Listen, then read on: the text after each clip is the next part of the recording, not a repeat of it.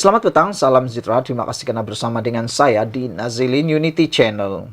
Hari ini kita digemparkan dengan berita yang paling luar biasa, yaitu seorang pemimpin ahli tertinggi Parti Bersatu, yaitu Faiz Naaman, telah pun mengumumkan dengan sahnya beliau telah pun keluar Parti Bersatu. Wah, kenapa dia keluar Parti Bersatu? Ini adalah laporannya. Faiz Naaman keluar Parti Bersatu kerana beliau mendakwa calon Bersatu lemah. Muhammad Faiz Naaman hari ini mengumumkan peletakan jawatan sebagai ahli Majlis Pimpinan Tertinggi MPT Bersatu, termasuk keluar ahli sebagai ahli parti itu. Keputusan yang saya ambil ini tidak dipengaruhi oleh mana-mana pihak, kata Faiz. Dia dibuat secara sukarela dan berdasarkan prinsip yang saya pegang, di mana saya tidak boleh lagi mewakili kepimpinan parti kerana mempunyai pertentangan pendapat, idea serta visi mengenai pengurusan serta hala tuju bersatu. Saya ucapkan terima kasih atas segala peluang yang telah diberikan kepimpinan parti selama 7 tahun saya bersama dalam parti ini sejak ia ditubuhkan pada tahun 2016, katanya dalam satu kenyataan hari ini. Faiz sebelum ini sering mengeluarkan kenyataan berlawanan dengan keputusan pimpinan tertinggi berhubung calon PRN.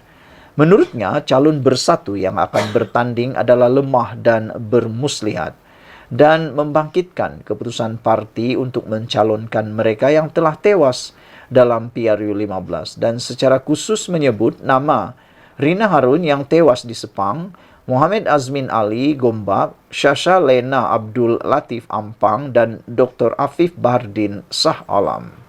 Menurut Faiz, dia turut mengutuskan surat peletakan jawatan itu kepada Presiden Bersatu Muhyiddin Yassin hari ini. Sementara itu, dalam kenyataan berasingan yang panjang lebar, Faiz juga mendakwa Bersatu kini sudah terpesong dari objektif awal penubuhannya yang kononnya untuk menggantikan UMNO.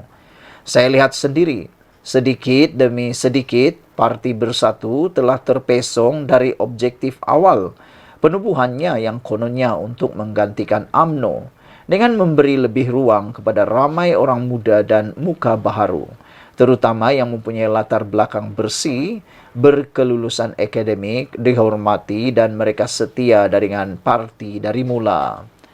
Keputusan kepimpinan parti yang seringkali mengabaikan suara akar umbi, pengasas awal dan teguran jentera bawahan menyebabkan Bersatu telah mengalami kekalahan dalam PRN Melaka dan Johor sebelum ini, kata Faiz. Dakwa Faiz, sejarah itu juga dilihat bakal berulang dalam PRN di 6 negeri 12 Ogos ini, terutama untuk kerusi-kerusi Bersatu dalam PRN Selangor sekarang. Pemilihan calon yang berat sebelah kepada pihak kartel tertentu serta calon bidan terjun yang baru dijadikan ahli parti hanya semata-mata untuk dipertandingkan dalam PRN Selangor telah menyebabkan terjadi pemberontakan lebih kurang 9 bahagian Bersatu di Selangor ini hingga terdapat insiden membakar bendera PN secara terbuka sebagai tanda protes akar umbi terhadap percaturan jawatan kuasa pemilihan atau saringan calon, katanya. Faiz yang dilantik sebagai ahli Majlis Tertinggi Bersatu pada tahun 2020 mendakwa parti itu tidak dihormati oleh parti komponen Perikatan Nasional terbesar. Lebih memalukan sekarang ialah, kata beliau, Parti Bersatu hakikatnya makin tidak dihormati. Malah ada pemimpin dan keputusan rundingan tidak diendahkan oleh parti rakan komponen yang terkuat dalam PN. Apabila mereka tahu bahawa Bersatu makin lemah dari segi kepimpinan dan pengaruh akibat terlalu banyak percaturan politik dalaman dan watak-watak yang tidak dihormati masyarakat luar diangkat menjadi pemimpin, sama ada di peringkat pusat, negeri atau bahagian dalam parti, kata Faiz lagi. Wah, ini memang satu dakwaan pendedahan yang luar biasa. Dan Anda pasti tahu siapa yang dia maksudkan ini dengan kata yang dia katakan parti rakan komponen yang terkuat dalam PN. Siapa agak-agaknya ini? Anda pasti tahu siapa parti itu. Sekian dulu, ikuti terus ulasan selepas ini. Selamat petang, salam sejahtera. Terima kasih kerana bersama dengan saya di Nazilin Unity Channel. Ini satu lagi pendedahan luar biasa dipetik daripada Harapan Daily. Akhirnya, 600 ahli bersatu kembali sertai UMNO. Kalau sebelum ini Anwar Musa mendedahkan dan mengumumkan ada beberapa orang yang menyertai Parti Bersatu keluar daripada UMNO, menyertai Parti Bersatu dan Perikatan Nasional atau menyertai PAS, akhirnya mereka dibalas balik. Kalau sebelum ini Anwar Musa telah mengumumkan ada ahli UMNO keluar parti menyertai pembangkang, hari ini mereka pula dibalas dengan 600 ahli bersatu Rantau Abang sertai UMNO. Ini sebabnya kerana sudah jemu dengan janji-janji yang hanya ditabur-tabur. Adakah anda juga salah seorang daripada netizen yang pernah mengalami janji-janji politik yang hanya ditabur-tabur tapi tak pernah dituai, tak pernah ditunai? Kalau anda orangnya, mungkin anda tahu bagaimana perasaan 600 ahli bersatu yang telah keluar parti menyertai UMNO ini. Jadi kita tak boleh salahkanlah mungkin apa yang mereka lakukan. Alasannya mereka jemu hanya tabur janji. Jemu dengan pemimpin bersatu di kawasan Dewan Undangan Negeri Dun Rantau Abang di Dungun yang tidak menjaga kebajikan dan hanya menabur janji kosong. Lebih 600 ahli bersatu bertindak keluar parti dan menyertai UMNO semalam. Bekas pengerusi penyelaras Bersatu Rantau Abang Anwar Rosli berkata, mereka bertindak sedemikian kerana merasakan telah dipinggir oleh pemimpin bersatu di kawasan itu yang tidak mengambil berat terhadap masalah mereka. Ramai antara kami di sini datang daripada golongan susah, tetapi bersatu tidak menolong kami. Yang banyak menolong kami adalah UMNO sejak sebelum ini dan mereka tidak pun memilih orang untuk memberi bantuan, katanya. Kebanyakan bekas ahli bersatu yang keluar parti itu melibatkan mereka di kawasan pusat daerah mengundi, balai besar dan Taman Permit Indah Lapor bernama. Menurut Anwar, lebih ramai lagi ahli bersatu terutamanya di Dungun akan mengikut jejak langkah mereka, meninggalkan parti itu dan menyertai UMNO dalam masa terdekat. Terdapat 4 kawasan Dewan Undangan Negeri Dun di bawah Parlimen Dungun, dengan 3 daripadanya akan ditandingi calon BN pada PRN 12 Ogos ini, iaitu Bukit Besi, Rantau Abang dan Paka. Sementara itu, Dun Surah akan ditandingi calon Pakatan Harapan PH dari PKR Osman Umar. Kesemua Dun terbabit menyaksikan pertandingan 1 lawan 1 dengan calon Perikatan Nasional PN. Saudara-saudara sekalian, ini memang amat mengejutkan kita. Kerana seakan-akan ianya satu balas pantun. Kalau di Bersatu menerima berita baik apabila ahli UMNO keluar parti, tapi telah pun didedahkan oleh seorang pemimpin UMNO bahawa yang pindah parti itu adalah ahli keluarga Anwar Musa sahaja, kata beliau, dan tidak memberikan kesan dalam PRN ini. Kali ini pula 600 ahli Bersatu Rantau Abang sah menyertai UMNO kerana menurut mereka jemu hanya tabur janji-janji. Sekian dulu, ikuti terus ulasan selepas ini. Selamat petang, salam sejahtera. Terima kasih kerana bersama dengan saya di Nazilin Unity Channel. Saudara-saudara sekalian, hari ini disahkan bahawa Sanusi telah pun mengheret Saifuddin ke mahkamah kerana fitnah. Namun demikian, gara-gara itu atau sebelum itu berlaku pula rupa-rupanya Saifuddin mendakwa Sanusi tulis surat membenarkan pencoroboh masuk hutan simpan. Wow, ini satu dakwaan yang amat berat dan amat panas. Walau apapun yang terjadi, ini memang satu dakwaan yang memang perlu disiasat dengan lebih telus, lebih mendalam dan tidak boleh dibiarkan. Sanusi telah pun memfailkan. Menurut laporan Malaysia Kini, Sanusi telah pun mengheret Sanusi telah mengheret Saifuddin ke mahkamah berkaitan dengan saman fitnah terhadap bekas Menteri Besar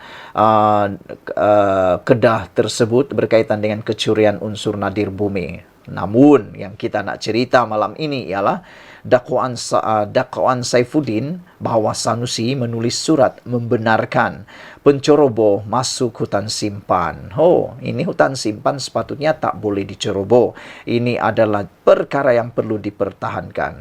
Menteri Dalam Negeri Saifuddin Nasution Ismail terus membangkitkan persoalan kepada Menteri Besar Sementara Kedah Muhammad Sanusi Maknur berhubung dakwaan kecurian unsur nadir bumi REE di Bukit Enggang, Distrik Kedah. Hari ini Saifuddin mendakwa seorang warga tempatan dari Kuala Krai, Kelantan yang dikaitkan dengan dakwaan itu telah ditangkap dan dikenakan denda sebanyak RM130,000 pada Januari lalu kerana menceroboh hutan simpan Bukit Enggang. Lelaki Cina itu dikatakan antara 40 orang termasuk 35 warga asing yang didakwa di Mahkamah Session atas pertuduhan menceroboh hutan simpan itu.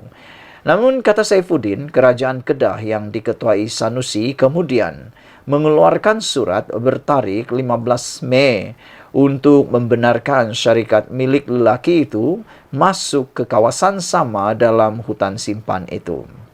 Hari ini, saya nak tanya Sanusi, kata Saifuddin, kenapa keluarkan surat bertarikh 15 Mei untuk benarkan syarikat itu masuk di kawasan sama berkeluasan 500 hektar di hutan simpan? Jika lelaki itu sudah ditahan pada Januari, mengapa beri surat 15 Mei atas alasan membangunkan ladang hutan? Jadi, kita nak tanya Sanusi, sampai bila dia nak bertahan insiden kecurian ini? Mengapa surat dikeluarkan kepada orang yang sama yang didenda dan ditahan soalnya ketika sidang media? Setiausaha Agung PKR itu juga mendakwa lelaki tersebut ditahan sekali lagi pada Jun lalu. Dia berkata akan menunggu jawapan Sanusi berhubung perkara itu sambil membayangkan dia akan terus membuat pendedahan berkenaan kes tersebut. Saifuddin dalam siri ceramahnya di Kedah telah membangkitkan dakwaan mengaitkan Sanusi dengan kes REE di hutan simpan Bukit Enggang, Distrik Kedah. Sanusi pula berulang kali menafikan dakwaan itu dan mengancam untuk memfailkan saman terhadap Sanusi. Malaysia Kini tidak mendedahkan nama suspek kes jenayah yang bukan tokoh masyarakat selagi dia tidak didakwa di mahkamah. Sekian dulu untuk kali ini. Jangan lupa tinggalkan komen anda, tekan butang subscribe. Kita jumpa lagi untuk isu seterusnya. Selamat petang, salam sejahtera. Terima kasih kerana bersama dengan saya di Nazilin Unity Channel. Saudara-saudara sekalian, ini satu pendedahan paling menarik sekali daripada mymetro.com. Dalam laporan ini, Peja menafikan jual kerusi. Apa maksud jual kerusi? Jom kita cerita. Ini tentang pilihan raya negeri yang sedang berjalan di 6 buah negeri. Yang mana, apakah benar Peja atau Faisal Azumu menjual kerusi? Pengerusi Perikatan Nasional PN Negeri Sembilan, Datuk Seri Ahmad Faisal Azumu, menafikan dakwaan beliau menjual kerusi dalam pemilihan calon bagi gabungan itu. Ahmad Faisal yang lebih dikenali sebagai Peja berkata, sekiranya boleh menjual kerusi, mereka tidak mempunyai masalah keuangan seperti pada masa ini, kata beliau lagi. Inikah maksudnya? Mungkin ada orang yang mendakwa atau menuduh Peja menjual kerusi untuk mendapatkan dana pilihan raya atau dana politik. Mungkinkah itu berlaku? Namun Peja telah pun menafikannya. Apa pendapat anda semua? Adakah kemungkinan perkara ini boleh berlaku di mana-mana, bukan sekadar di Negeri Sembilan? Mereka menjual kerusi supaya orang boleh bertanding menjadi calon dan mereka perlu membayar sekian wang. Mungkin itulah permainan politik yang ramai netizen tak pernah tahu. Kita lihat, kata Peja, kami berkempen dengan begitu ala kadar, kami tak ada jual kerusi, kata beliau.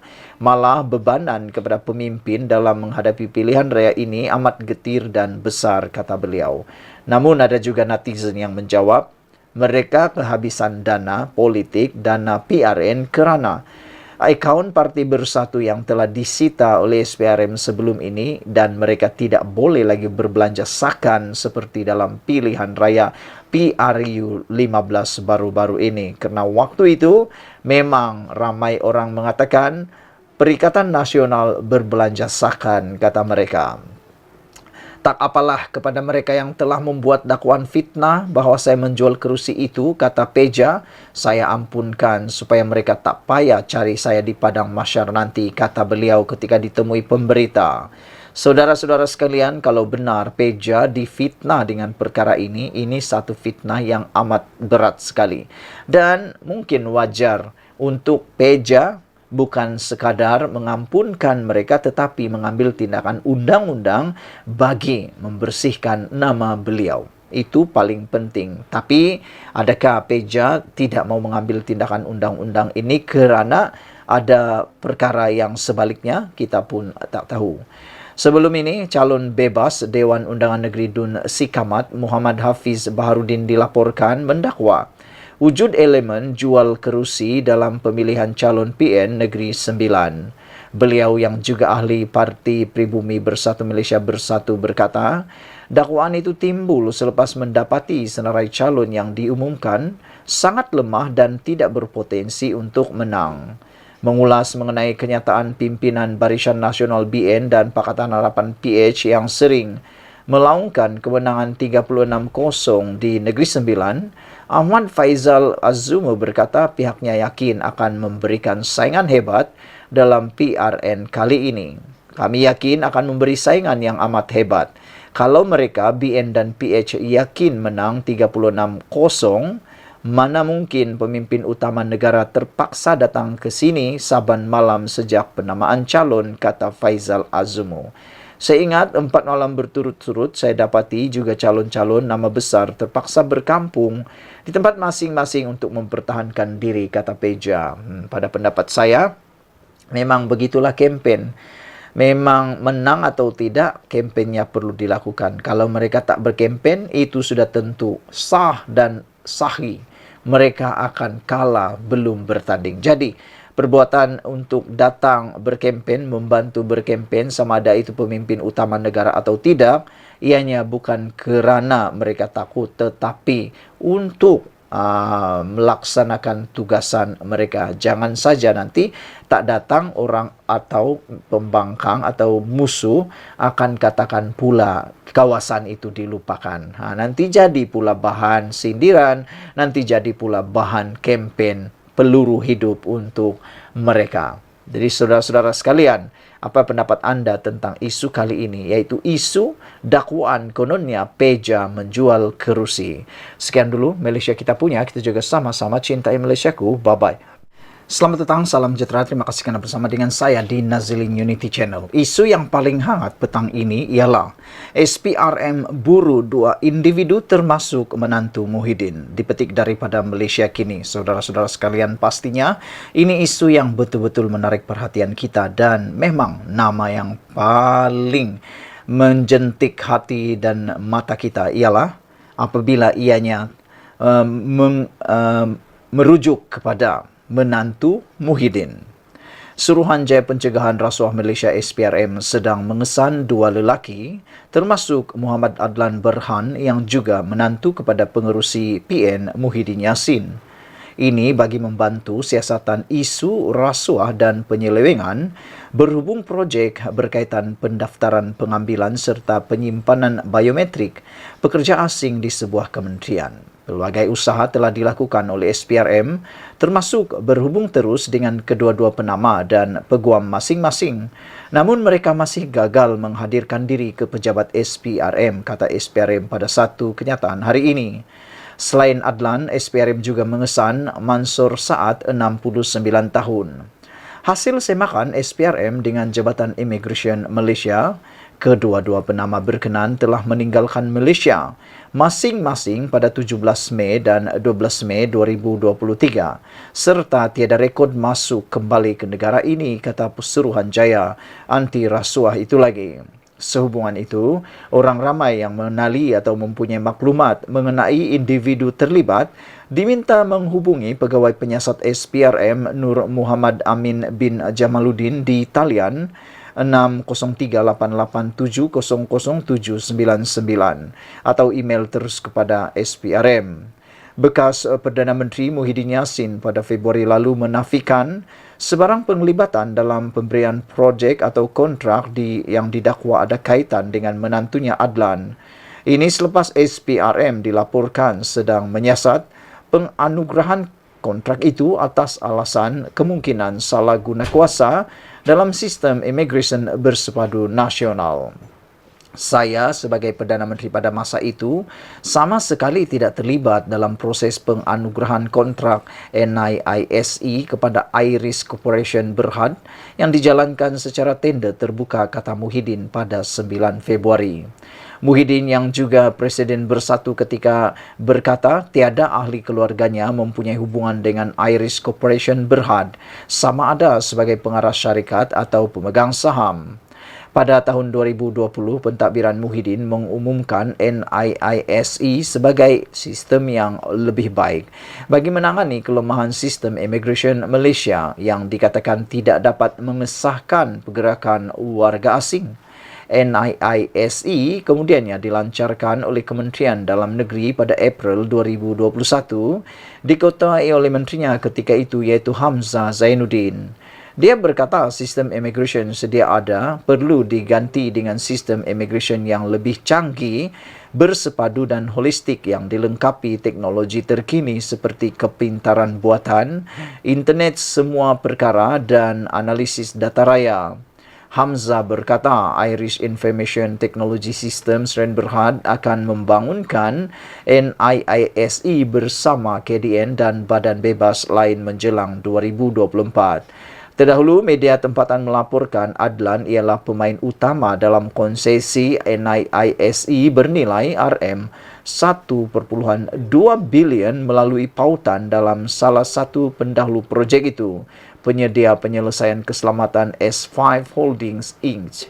Bagaimanapun, pengarah urusan kumpulan S5 Said Muhammad Hafiz Jamalul Lail menafikan pada 2021 bahawa tiada rakannya dalam politik termasuk Adlan yang terlibat dalam syarikat itu. Saudara-saudara sekalian, yang menariknya tentang isu kali ini ialah apabila menyebut tentang Muhyiddin Yassin, iaitu menantu beliau yang kini diburu oleh SPRM. Dan yang lebih menarik lagi ialah hasil semakan SPRM dengan Jabatan Immigration Malaysia, kedua-dua penama yang telah disebutkan di dalam laporan sebentar tadi telah meninggalkan Malaysia masing-masing pada 17 Mei dan 21 Mei 2023 dan menariknya mereka tiada rekod masuk kembali ke negara ini. Adakah mereka melarikan diri? Kita pun tak tahu. Sekian dulu untuk kali ini. Jangan lupa tinggalkan komen Anda. Bye-bye. Hore, hore, hore, hore. Itu kata-kata daripada netizen, para penyokong Perikatan Nasional, bukan Perikatan Nasional, para penyokong Pakatan Harapan Barisan Nasional mula bersorak-sorai kerana dikabarkan setelah seminggu kempen berjalan, kedudukan setakat ini 4-2. Bukan 3 sama, bukan 6-0, bukan 5-1, tapi 4-2. Apa ceritanya? Siapa negeri 4 itu dan siapa negeri 2 itu? Dan siapa yang kalah, siapa yang menang? Ikuti terus ulasan kali ini dipetik daripada Sabudin.com. Macam mana PRN 12 Ogos ini? Berapa negeri PH boleh menang dan berapa lagi negeri pula PN akan menang? Sejak 2-3 hari lalu, kemana saja saya pergi dan terjumpa dengan kawan-kawan, inilah antara soalan yang paling kerap mereka tanyakan. Mereka yang menghubungi saya melalui telefon atau menghantar pesanan tulisan, itulah juga selalunya pertanyaan mereka. Untuk itu, sesuai dengan tempo kempen PRN 6 negeri, sudah berjalan kira-kira seminggu sejak penamaan calon pada 29 Julai lalu, saya dengan langkah pro bono mengambil peluang untuk menghubungi beberapa kenalan di negeri-negeri berkenan. Sementara di Selangor dan Negeri Sembilan, saya sendiri 2-3 kali turun padang membuat tinjauan. Secara kasar, setelah seminggu kempen berjalan, dapatan yang diperoleh menunjukkan PH masih mendahului di Pulau Pinang, Selangor, dan Negeri Sembilan. Di ketiga-tiga negeri berkenan, PH diyakini mampu mengekalkan pemerintahannya, walaupun majoriti kerusi yang diperoleh dijangka akan berkurangan. Rata-rata mereka yang ditemui dan ditanya boleh dikata berpuas hati dengan pemerintahan PH selama ini dan tiada isu yang mengguris hati atau boleh menyebabkan mereka marah. Lalu, terdetik keinginan menukar kerajaan kepada PN. Dalam pemahaman mereka, kegairahan PN untuk menang hanya semata-mata kerana ingin melonjakkan lagi kekuasaan, kerakusan terhadap kuasa, sama ada untuk menjadikannya sebagai landasan menjatuhkan kerajaan selepas ini atau untuk mendepani PRU 16 akan datang. Dengan itu, PH lebih menjadi pilihan pengundi untuk meneruskan khidmat kepada rakyat. Tambahan lagi, prestasi kerajaan perpaduan di peringkat pusat yang memuaskan dan kedudukannya yang selari dengan kerajaan negeri turut merupakan perkiraan yang banyak melekat dalam hati.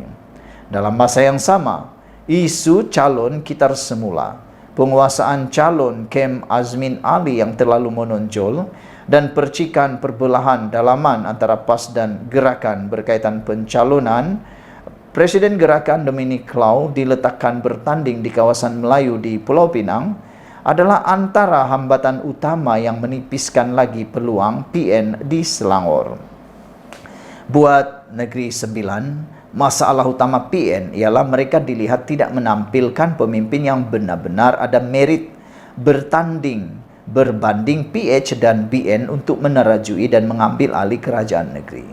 Memang ada sedikit masalah dalaman di sana sini di dalam PH berkaitan pemilihan calon dan terkait hubungannya dengan BN, khususnya dalam pembahagian kerusi, tetapi ia tidak sampai menggugat jumlah perolehan kerusi yang dijangka dimenangi. Meskipun UMNO bertanding lebih banyak kerusi dan berkemungkinan PH khususnya PKR dan Amanah bakal tewas 1-2 kerusi disebabkan masalah dalaman tadi, bagaimanapun adalah dijangkakan kerusi Menteri Besar akan terus dipegang oleh Amiruddin Harun. Selain Aminuddin dikekalkan kerana ia sudah dijanjikan dan beliau memang sudah pun menduduki kerusi itu, formula sekangan PH kepada Menteri Besar Perak dan Pahang selepas PRU 15 lalu dirasakan akan menjadi pegangan untuk membina kestabilan politik di Negeri Sembilan selepas PRN nanti. Artinya, walaupun kerusi yang mungkin dimenangi UMNO adalah lebih, ia tidak menjadikan keterusi Menteri Besar Negeri Sembilan berpindah kepada calon parti itu. Tambahan lagi, Muhammad Hassan atau Tokmat yang bertanding kerusi Dun Rantau sudah berada dalam kabinet kerajaan perpaduan di peringkat pusat sebagai Menteri Pertahanan sekarang ini. Takkan Tokmat nak jadi Menteri Besar semula. Pengerusi UMNO Negeri Sembilan, Jalaluddin alias yang bertanding di Dun Pertang dan turut dilihat berminat untuk kerusi Menteri Besar, rasa-rasanya cukuplah sekadar jadi exco saja. Di Pulau Pinang, di sebalik ada kemungkinan majoriti kerusi akan berkurangan, kemampuan PHBN mengekalkan atau kekal memerintah lagi tidak pernah diragukan. Bersama perbalahan PAS dan Gerakan dijangka berlarutan sehingga ke peti undi, semua ini adalah elemen yang meningkatkan lagi kemampuan PH memenangi lebih banyak kerusi. Bagi 3 negeri yang ditabir PN, meskipun ada peningkatan sokongan dan arus perubahan mula kelihatan kepada PH, tetapi yang paling berpotensi untuk bertukar kerajaan ialah Kedah. Dalam pelbagai isu melingkari Sanusi Maknur, Menteri Besar berciri pelawak dan kerjanya hanya mengata orang tanpa menampilkan tawaran untuk rakyat sebagai ketua sebuah kerajaan negeri. Keberangkalian untuk perubahan dilihat cerah sekali. Jumlah boleh menang bagi PHBN setakat ini di Kedah ialah 16 kerusi. Tetapi dengan PHBN bakal meningkatkan lagi serangan kempen mulai minggu depan. 19 hingga 20 kerusi diyakini dapat ditakluki. Sekaligus dengan jumlah itu bakal menghantar Sanusi sebagai ketua pembangkang semula di DUN Kedah selepas 12 Ogos nanti. Untuk Kelatan dan Terengganu, tidak dinafikan turut bertiup angin perubahan dan peningkatan sokongan, tetapi PN melalui kekuatan akar umbi PAS hampir pasti kekal lagi menguasai kedua-dua negeri tersebut. Kesimpulannya, setelah seminggu kempen berlangsung setakat ini, kedudukan semasa ialah 4-2. Ditulis oleh Sabudin Hussein 6 Ogos 2023. Saudara-saudara sekalian, apakah dengan penerangan sebentar tadi Anda yakin seperti saya bahwa selepas seminggu kempen berjalan, memang kedudukan setakat ini dapat dirasai sedang didahului oleh Pakatan Harapan Barisan Nasional dengan kedudukan 4-2. Adakah kedudukan ini akan berubah lagi di saat akhir? Lebih-lebih lagi apabila PHBN meningkatkan lagi serangan kempen bermulai pada minggu depan. Adakah dua buah negeri yaitu Kelantan dan Terengganu juga akan mula goyah? Terutamanya Kerajaan Terengganu, kerana Kerajaan Terengganu adalah sebuah kerajaan yang bersifat swing, pernah berubah, pernah ditakbir, selain daripada PAS yang juga pernah ditakbir oleh UMNO BN. Jadi kita akan lihat nanti pada minggu depan, adakah ianya tetap 4-2 ataupun seperti yang dikatakan oleh Ahmad Maslan, silap-silap 6-0. Kita jumpa lagi. Malaysia kita punya, kita jaga sama-sama cintai Malaysiaku. Bye-bye.